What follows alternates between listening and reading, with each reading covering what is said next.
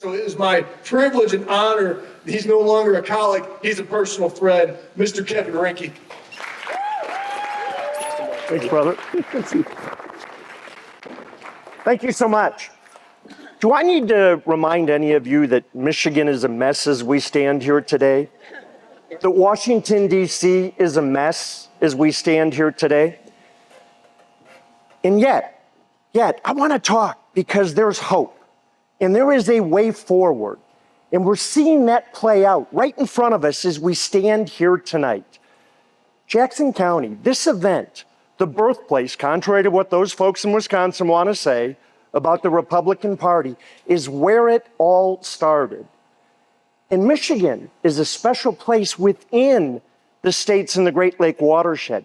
You know, the people of Michigan have always possessed something that is incredibly special.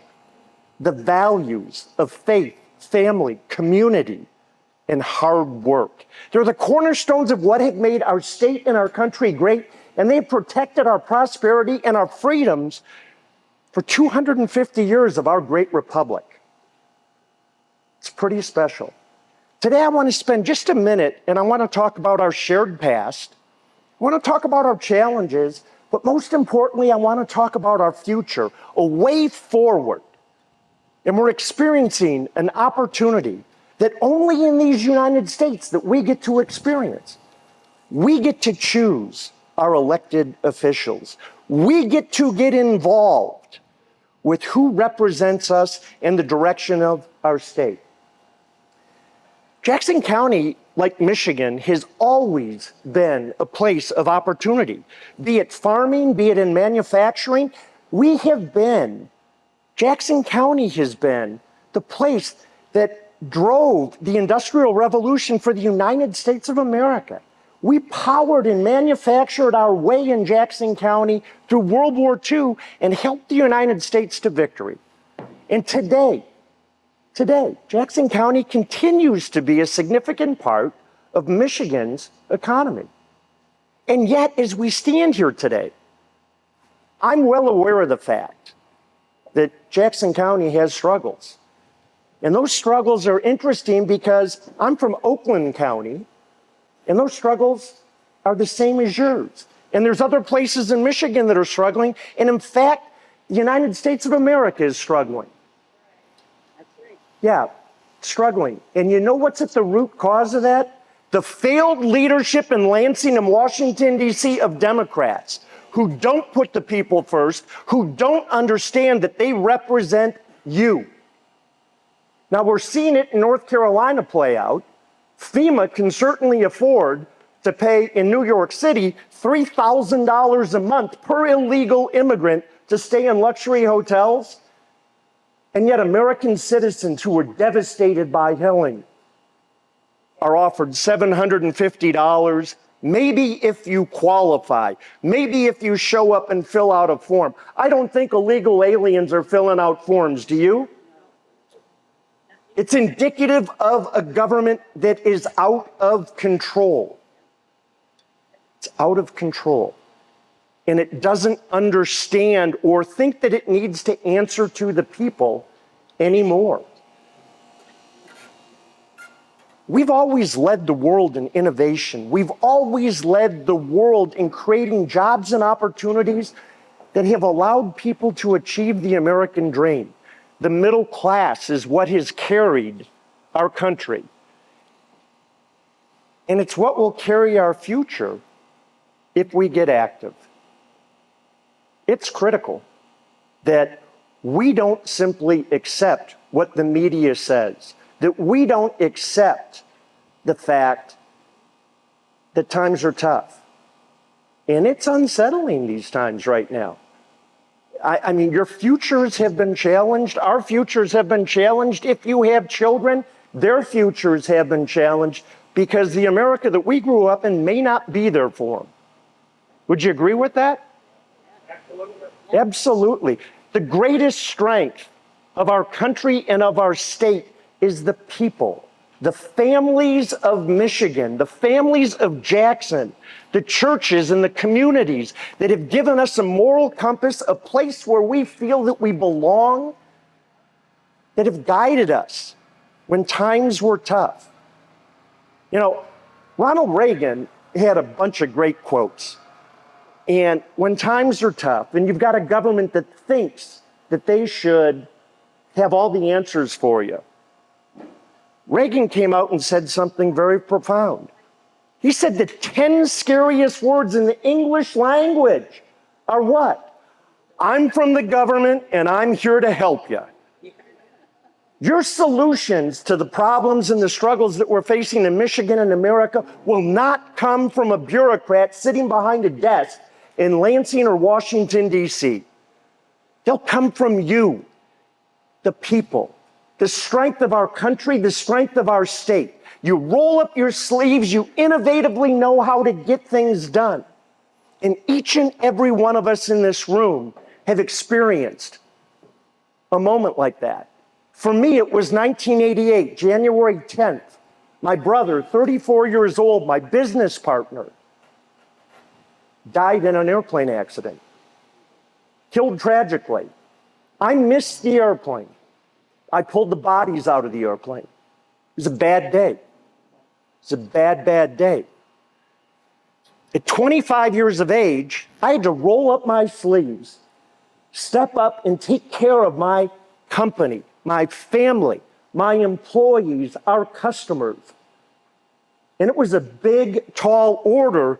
Our family business is one of the oldest automobile franchises in Michigan. We're the oldest GM franchise in the United States of America. Hell, we were selling Durant carriages when they were horse-drawn before there were motors.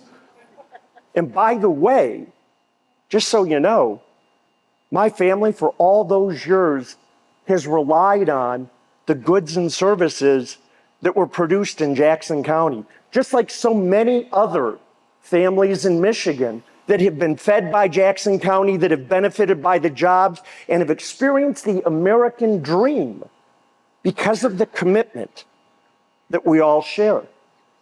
But at 25 years of age, I had to roll up my sleeves. I wasn't qualified, I was damn scared. And you know what? As I rolled up my sleeves and went to work, I discovered something about the people of Michigan. My employees rolled up their sleeves with me. They rolled up their sleeves for their families. They rolled up their sleeves for their customers. They rolled up their sleeves for me. And it was really powerful. And I'm proud to tell you that we built that business from where it was to the largest in the world in our category, the largest GM franchise in America, because of their hard work. They understood that there was a higher calling and they delivered that higher calling. Government couldn't have done that. Government doesn't provide prosperity. Government doesn't provide success. But what it does do, when it gets out of the way, is allows those creative juices of the people to rise, to be innovative, to do what is right. And that's what made America. And that's what made Michigan. And that's what we have an opportunity to bring back. You see, there is a way forward. In 1979, when Ronald Reagan was running for president, the country was divided. Interest rates were 21%. We were racially divided. America was not a happy place, and the president at the time said that we were suffering because we didn't have any confidence. And out of the blue came a guy by the name of Reagan. And he told a story about a shining city on a hill. He gave us hope. He gave us spirit, and he gave us a vision for the future that we all bought into. And we had the largest economic boom that we'd ever experienced in America until another guy came along. And that guy who came along in 2016 was an outsider. See, when he wasn't interested in politics, everybody wanted his money. He was everybody's friend. Everybody thought that he was great. But when they found out, grab that leaf, that he was a conservative, that he understood you, the people, and the power of people, and that America was suffering from a lack of confidence once again, He got into politics and he won. He won not because he needed the job, he won for you. He understood it, and it felt pretty damn good, didn't it? Yeah. Think about it for a moment.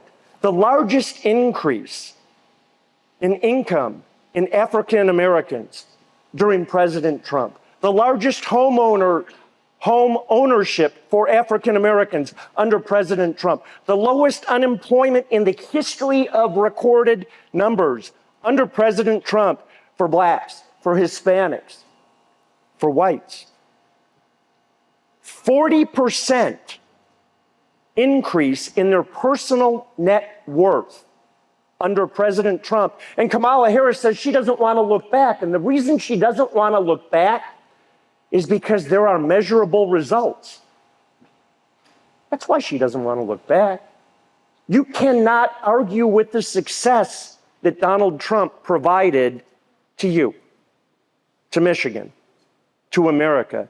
You can't argue with the stability that Donald Trump provided around the world. And I'll take mean tweets and I'll take inappropriate comments any day of the week over what we have right now in Washington, D.C., and I hope you would as well. Yeah.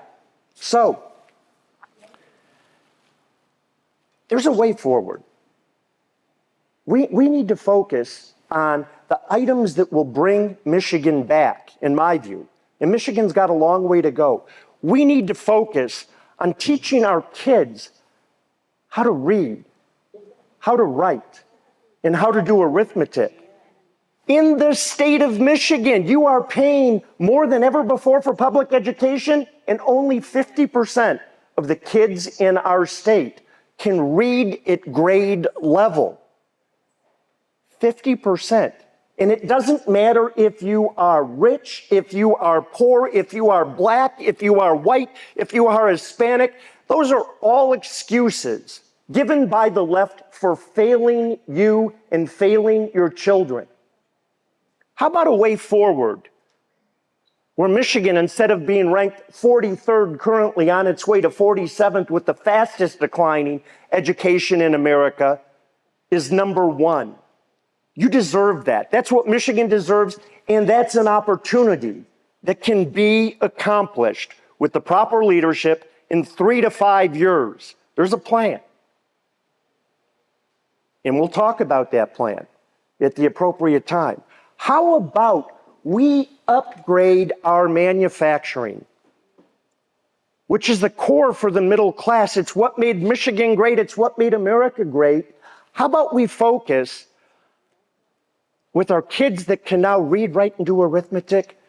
We focus on training them for the jobs of today while we transition to the jobs of the future.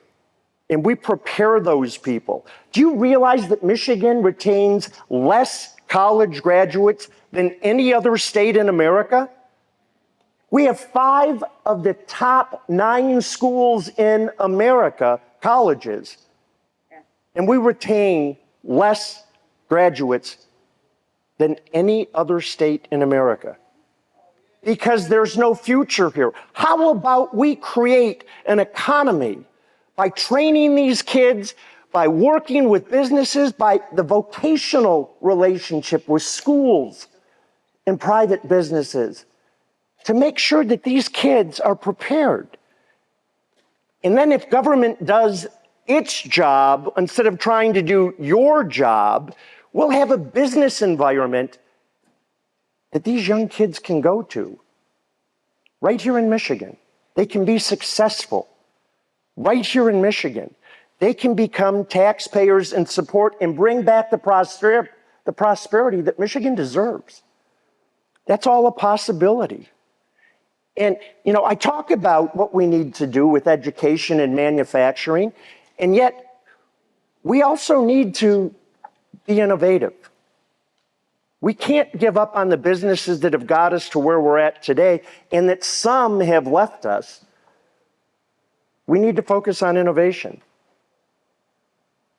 And government can help in that role if it creates the proper environment for our businesses to be successful with proper tax and regulatory situations? How about at the national level with proper international trade? Because we all know that the business climate's changed. It's a world business now. Very few people understand the fact when Donald Trump puts tariffs on, he's never exceeded a tariff that the country that we are putting them on imposes on American goods. Did you know that? Yep. So when the Dems say, oh, that's bad for the economy, no, it's talking about putting us on an equal footing in this world market that we've created. And I don't know about you, I don't think there's a darn thing wrong with putting Michiganders first, and I don't think there's a darn thing wrong with putting Americans first. And I know this, that the only party that wants to do that is the Republican Party. I want to be first. You know, when you're the second dog in a line, the view isn't very pretty. And I'm tired of America being the second dog in the line right now. So, I'll close real quick and say that I believe in you. I believe in Jackson County. I believe that Michigan can be successful, more successful than ever before. But we need to focus on a path forward. We need to accomplish these things with our elected officials. See, the Republican Party, I believe, has fallen into a trap. We elect people and we don't know what they're going to do, but they primary well. And then we send them to a general election and we get our butts kicked. Or worse yet, we elect them and they don't know what to do because they weren't qualified. Let's get that back. The future that I'm talking about requires responsibility, and it starts with electing Donald Trump. It starts today. It starts with electing Mike Rogers. Like the congressman said, we need a sign for everyone in our yards, not just Donald Trump. We have electable candidates, and they will represent you well if we hold them to the fire. And it's interesting to me that Donald Trump is talking about education. He's talking about manufacturing. He's talking about the middle class. He's talking about a better life for you, and that means a better life for Michigan. See, I've lived here my whole life. I've got 3 kids. I've got 1 grandchild. And I'm not a politician, but I'm involved because I am concerned about the same things that you're involved with. I'm standing here tonight. I'm not running for an office. I'm running for Donald J. Trump. I'm running for Mike Rogers. I'm running for Tom Barrett, a conservative Supreme Court. I am running for conservative local government. How about this? How about we expand our echo chamber? Is there anyone in this room that's not voting for Donald Trump that has the courage to raise their hand? Any undecided in this room? You just came for the Swedish meatballs tonight? Or how about the rice pudding, which is the best rice pudding I have ever had? My goodness, that's good stuff. Yeah, I think that it's critical. You're involved, you're educated, you know what is going on, and you care. But alone, we're not going to win. So I'm going to challenge you. Garrett and I have been running around the state talking about what it takes to win, what it takes to create the future that I'm describing for you. And it starts by electing people that understand that they represent the people and believe in the power of the people, that don't believe in the power of government, because government holds us back. Lansing and Washington are not the solution to the problems. They never were. We control our destiny. So here's my challenge. It's really comfortable in this environment. In Jackson County may vote 99% Republican. I'm going to challenge each and every one of you to talk to the 1%. Because This is a unique time, similar to 79, similar to 2016. The Democrats aren't paying less for hamburgers than us. They're not paying less for insurance. They're not employed, and guess what? The free ride from COVID, their bank accounts are running out. They have more debt than ever before. They've got to make tough choices, and they need leadership that can deliver. And we all know that between the two choices, Donald J. Trump, Mike Rogers, Tom Barrett, Andrew Fink, O'Grady, those are the people that can help. There's others at your local levels of government to achieve what I'm talking about. Take the time to know and get them elected and put them in office, because we can have an America that's great again. Donald Trump did it in 4 years.